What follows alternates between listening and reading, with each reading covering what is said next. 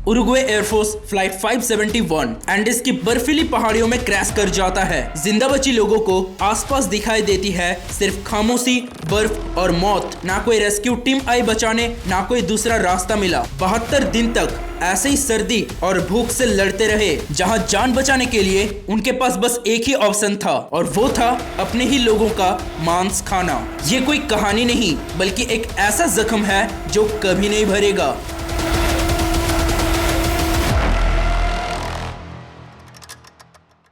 13 अक्टूबर 1972 Uruguay air force flight 571 plane एक ऐसी जगह क्रैश करती है जहां दूर दूर तक ना तो खाना था, ना तो पीने के लिए पानी। अगर कुछ था तो वो था सिर्फ दूर तक बर्फ का रेगिस्तान और जमा देने वाली ठंड। बचे हुए पैसेंजर्स जो 20 दिनों से सुनसान इलाके में भूख और प्यास से तड़प रहे थे, उनके पास खुद को जिंदा रखने के लिए बस एक ही रास्ता था और वो था अपने ही मरे हुए लोगों का मांस खाना। जो कल तक उनके दोस्त थे वही अब उनके खाने का सहारा बनने वाले थे। हाथ कांप रहे थे, आंखों में आंसू थे, लेकिन पेट की जलन ने उन्हें ऐसा करने पर मजबूर कर दिया। लेकिन ऐसा क्या हुआ कि रेस्क्यू ऑपरेशन की टीम भी उनके पास से निकल गई और बचे हुए पैसेंजर्स को बचाने के लिए नहीं आई? तो क्या आखिर ये घायल पैसेंजर्स यहाँ से निकल पाएंगे या फिर यहीं पर सबकी मौत हो जाएगी? जानेंगे आज के इस वीडियो में। फ्लाइट 571 जो कि रग्बी प्लेयर्स की एक टीम को साउथ अमेरिका के उरुग्वे देश से चिली की राजधानी सांतियागो ले जा रही थी। इस प्लेन में टोटल 45 पैसेंजर्स थे, जिनमें रग्बी प्लेयर्स के टीम के साथ उनके रिलेटिव्स भी थे जो कि मैच देखने जा रहे थे। कुल मिलाकर 40 पैसेंजर्स और 5 क्रू मेंबर्स प्लेन में सवार थे। दरअसल इस उड़ान के रास्ते के बीच में आती है एंडीज की विशाल पहाड़ियां। रास्ते में बहुत ही ज्यादा खराब मौसम होने की वजह से कैप्टन ने यह फैसला लिया कि हमें मेंडोजा में ही रात गुजरनी पड़ेगी। अगली सुबह यानी 14 अक्टूबर 1972 मौसम अब भी वैसा ही था। पायलट ने सोचा कि दोपहर तक और वेट कर लेते हैं, तब तक शायद मौसम ठीक हो जाए, लेकिन ऐसा हुआ नहीं और फाइनली उन्हें इतने खराब मौसम में निकलना पड़ा। अगर वो ऐसा नहीं करते तो उनका मैच मिस भी हो सकता था। मौसम इतना ज्यादा खराब था कि पायलट को धुंध और बादलों की वजह से आगे कुछ भी नजर नहीं आ रहा था। अगर मौसम अच्छा होता तो पायलट अंदाजा लगा सकते थे कि अभी इस वक्त प्लेन कहां पर है, लेकिन आगे कुछ भी ना दिखने की वजह से पायलट पूरी तरह से प्लेन के इंस्ट्रूमेंट्स पर ही डिपेंडेंट थे। लेकिन असल में वो मौत के काले साए में घुस चुके थे। दरअसल उनका प्लेन अभी भी एंडीज के पहाड़ियों के ऊपर ही था, लेकिन पायलट को लगा कि वो चिली पहुंच गए हैं और इस वजह से पायलट ने प्लेन की हाइट कम करनी शुरू कर दी, और वो भी एक ऐसे एरिया में जहां माउंटेन्स की हाइट बहुत ही ज्यादा थी। प्लेन नीचे करने की वजह से एकदम सामने से एक बहुत बड़ा पहाड़ आ गया और तुरंत पायलट पैनिक में आकर प्लेन को ऊपर की तरफ मोड़ने लगा, लेकिन तब तक बहुत देर हो चुकी थी, जिससे प्लेन का बैलेंस बिगड़ गया और फिर होती है एक भयानक टक्कर। प्लेन का पिछला हिस्सा पहाड़ी से टकरा जाता है, जिससे प्लेन के लास्ट में जो लोग बैठे थे वो हवा में ही प्लेन से नीचे एंडीज की गहरी पहाड़ियों में गिर जाते हैं और हमेशा के लिए गहरी बर्फीली खाई में समा जाते हैं। उनका फिर कुछ पता नहीं चला कि वो लोग आखिर गए कहां। फिर कुछ ही सेकंड्स बाद प्लेन के दोनों विंग्स टूटकर अलग हो जाते हैं और प्लेन का फ्रंट पोर्शन बहुत ही तेजी से ग्लेशियर में जाकर गिरता है और फाइनली 350 किलोमीटर पर आवर की स्पीड से एक आखिरी टक्कर होती है। इस एक्सीडेंट के बाद अब सिर्फ 45 पैसेंजर्स में से 33 ही बचते हैं और प्लेन के अंदर सब कुछ तहस नहस हो जाता है। जो भी शख्स उस प्लेन में था या तो वो जख्मी था या फिर बेहोश, और पायलट की तो साइट पर ही मौत हो जाती है। ये तो कुछ भी नहीं था, लेकिन आगे जो घटना इनके साथ घटने वाली थी वो शायद ही किसी ने कल्पना नहीं की होगी, जिसे सुनकर आपकी रूह कांप उठेगी। चारों तरफ बर्फ ही बर्फ थी, ना पेड़, ना पौधे, ना ही जंगली जानवर, सिर्फ दूर दूर तक बर्फ का रेगिस्तान और वो खतरनाक ठंड जिसमें इंसान भी जमकर पत्थर बन जाए। प्लेन के बाहर का टेम्परेचर 0 डिग्री से भी कम था। जैसे ही रेस्क्यू टीम को पता चला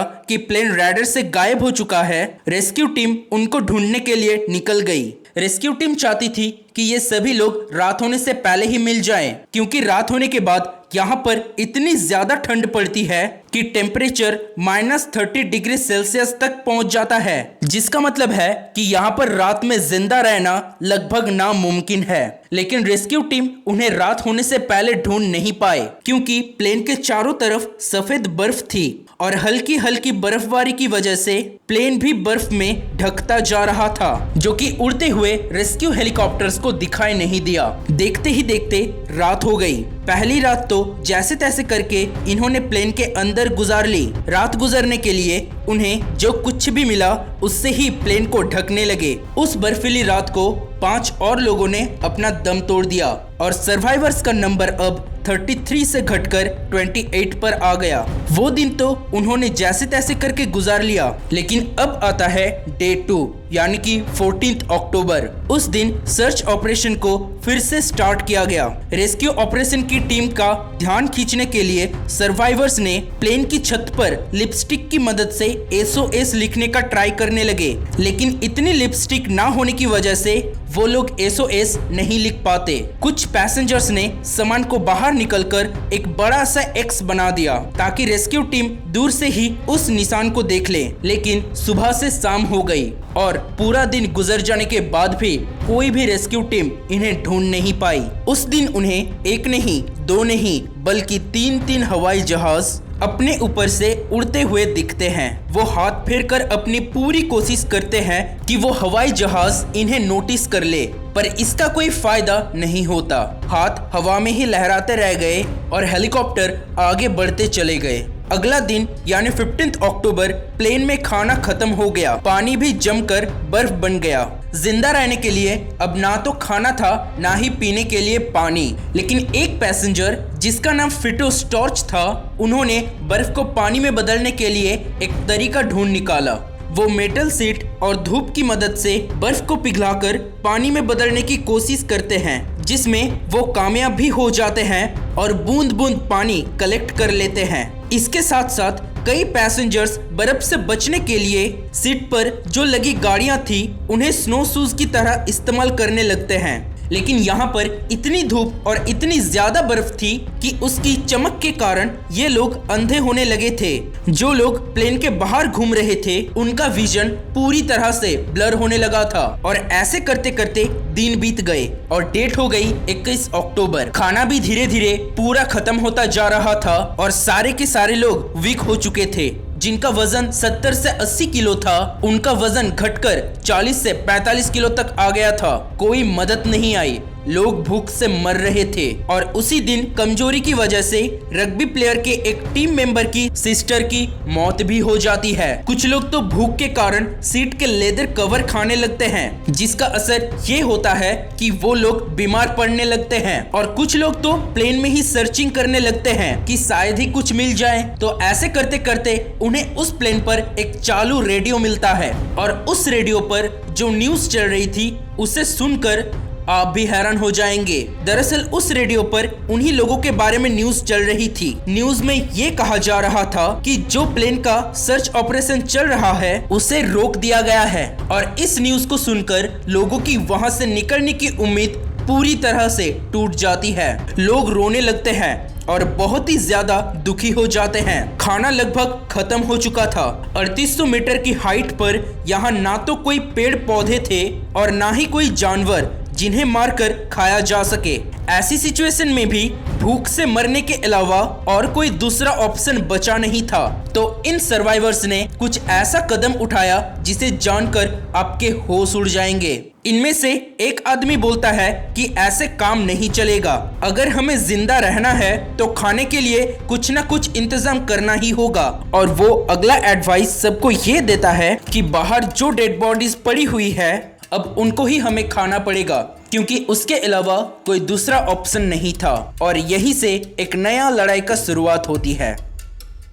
लोग अपने परिवार वालों की लाशों को प्रोटेक्ट करने लगे, क्योंकि वो नहीं चाहते थे कि कोई उनकी माँ या बहन या फिर फ्रेंड की बॉडी को खा जाए। लोग लड़ने लगे और गुस्सा भी करने लगे, लेकिन आखिर जब खाने के लिए कुछ नहीं बचा था तो फिर एक आदमी लाशों के पास जाकर उनके टुकड़े करके खाने लगा, जिसे देखकर बाकी के कुछ लोग भी वहां जाकर लाशों को खाने लग जाते हैं। ऐसे करते करते कुछ और दिन बीत जाते हैं और 3 और लोग भी अपनी जान गंवा बैठते हैं और सर्वाइवर्स का नंबर घटकर 16 हो जाता है। इसको देखकर अब बचे हुए लोग सोचने लगते हैं कि अगर अब उन्होंने कुछ नहीं किया तो फिर उनकी भी जान जा सकती है। इसको देखते हुए 3 लोगों ने हिम्मत की और उन्होंने प्लान किया कि हम पहाड़ के दूसरी तरफ जाएंगे, क्योंकि उनका मानना था कि शायद उस साइड से कोई उन्हें देख ले या फिर दूसरी तरफ शायद ही कोई गांव मिल जाए। फिर ये 3 लोग अपनी पूरी तैयारी के साथ उस साइड जाना शुरू कर देते हैं।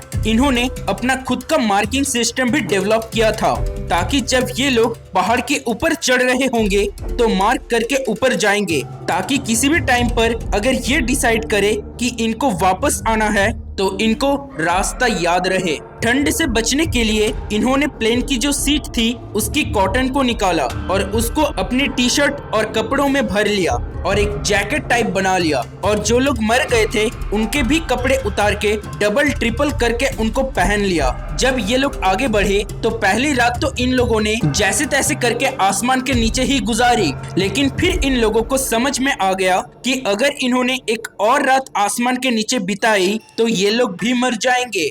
लेकिन फिर भी इन लोगों ने हिम्मत करके चलना शुरू किया और थोड़ा दूर जाते ही इनको प्लेन का टूटा हुआ टेल मिल जाता है और उस टेल के अंदर था खाने पीने का सामान, जिसमें इनको बहुत सारी सिगरेट, शराब, खाने का सामान और दवाइयां मिल गई। उस रात इन लोगों ने उस टेल के अंदर ही बिताई और फिर अगले दिन इन लोगों ने फिर से अपनी चढ़ाई शुरू कर दी। 3 दिन तक लगातार चढ़ने के बाद इनको एक बात अच्छे से रियलाइज हुई कि जो इन्होंने अपने साथ खाना लिया है वो उनके लिए 100% कम पड़ जाएगा। और फिर 15 दिसंबर को एंटोनियो नाम के व्यक्ति को मजबूरन वापस जाना पड़ता है। पहाड़ पर चढ़ना तो बहुत ज्यादा मुश्किल था, लेकिन उतरने में थोड़ी सी आसानी थी। जो उन्होंने मार्किंग कर रखी थी उसकी मदद से एंटोनियो स्लाइड करते करते बहुत ही कम टाइम में अपने प्लेन के पास और अपने सारे दोस्तों के पास पहुंच गया और वो बताता है कि वो दोनों आगे अपनी जर्नी कंटिन्यू कर रहे हैं। अब ये दोनों इधर धीरे धीरे करके ऊपर चढ़ रहे थे।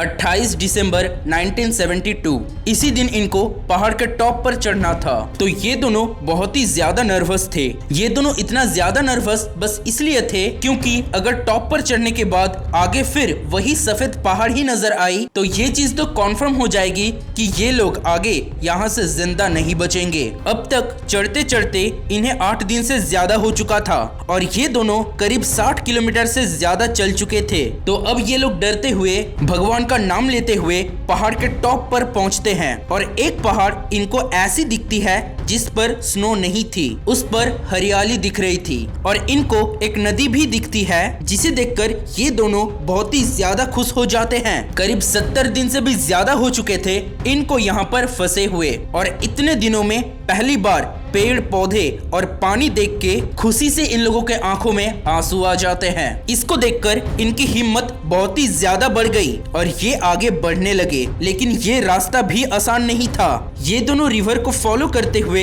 चलते चलते इन्हें एक रात और हो जाती है और जब ये सुबह उठते हैं तो इन्हें रिवर के पास बहुत सारी गाय दिखती है जो घास खा रही थी। कुछ और चीजें भी दिख रही थी जो कि इंसानों की प्रेजेंस को जाहिर करती है। रिवर जो थी वो बहुत ही ज्यादा बड़ी थी और उसमें बहुत ही तेजी से कंटिन्यूअस पानी बह रहा था। ये लोग इतना ज्यादा थक जाते हैं कि इनसे और एक कदम भी नहीं चला जा रहा था। तो फिर वो वहीं पर बैठकर इंतजार करते रहे कि शायद ही कोई आ जाए और लकीली थोड़ी देर बाद एक घोड़े पर सवार आदमी वहां से जा रहा था, जिसे देखकर ये लोग जोर से चिल्लाने लगे, लेकिन पानी की तेज आवाज की वजह से उस आदमी को कुछ सुनाई नहीं दिया।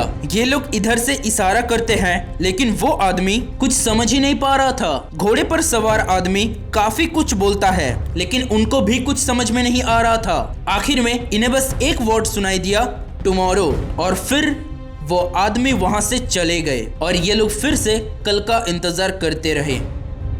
फिर अगले दिन वो आदमी अपने साथ एक पेन और एक पेपर लेकर आता है और उस पर लिखता है व्हाट डू यू वांट और उसे पत्थर पर लपेटकर उनकी तरफ फेंक देता है। इसके जवाब में ये लोग भी उस पेज पर लिखकर पत्थर में लपेटकर उस आदमी की तरफ फेंक देते हैं। उस पर उन्होंने ये लिखा था, I come from a plane that crashed in the mountains. I am Uruguayan, जिसे पढ़कर वो आदमी सब कुछ समझ जाता है और वो जवाब में ये लिखता है यस आई अंडरस्टूड। वो एक ब्रेड का टुकड़ा उनके पास फेंकता है और जल्दी से पुलिस और लोकल अथॉरिटीज को ये बात बताता है और फाइनली उन दोनों को रेस्क्यू कर लिया जाता है। लोकल अथॉरिटीज को ये बात यकीन नहीं हो रहा था कि 2 महीने बाद भी कोई इस प्लेन क्रैश से जिंदा बच सकता है। जैसे ही इनकी कहानी के किस्से लोगों को पता चलता है तो ये इंटरनेशनल न्यूज बन जाती है। वहीं दूसरी तरफ वो 14 लोग वहां बैठकर इंतजार करते रहे। रेडियो पर न्यूज आती है कि एंडेस के प्लेन क्रैश में 2 लोग मिल चुके हैं और अब बाकियों को भी रेस्क्यू कर लिया जाएगा, जिसे सुनकर वो 14 लोग खुशी से रोने लगते हैं। आर्मी ऑफिसर्स उन लोगों को हेलीकॉप्टर में बिठाकर ले जाते हैं ताकि क्रैश साइट का पता चल सके और फाइनली बचे हुए लोगों की लोकेशन का पता चल जाता है और हर एक आदमी को रेस्क्यू कर लिया जाता है। एक ही पल में सब कुछ बदल गया। जो दोस्त एक साथ हंसते खेलते थे उन्हीं की लाशों से अब जिंदा रहने की उम्मीद थी। 72 दिनों तक बिना खाना, -20 डिग्री की ठंड और मौत हर पल सामने, फिर भी ये सारे सर्वाइवर्स ने हार नहीं मानी। और ये जो तस्वीर आप देख रहे हो ये है वो 3 लोग जो पहाड़ों को पार करके मदद लेकर आए ताकि बाकी जिंदगियां भी बच सके। 13 अक्टूबर को जो सफर शुरू हुआ था वो 23 दिसंबर को खत्म हुआ, लेकिन पीछे छोड़ गया एक ऐसा सबक हमें याद दिलाता है कि जब तक हम हार नहीं मानते तब तक कोई भी मुसीबत आखिरी नहीं होती। अगर तुम भी कभी ऐसी सिचुएशन में फंस जाओ तो क्या तुम लड़ोगे या फिर हार मान जाओगे? नीचे कमेंट में जरूर बताना। और हाँ, इस वीडियो को लाइक और चैनल को सब्सक्राइब करना मत भूलना। तो मिलते हैं अगले वीडियो में ऐसे ही एक खौफनाक डॉक्यूमेंट्री के साथ।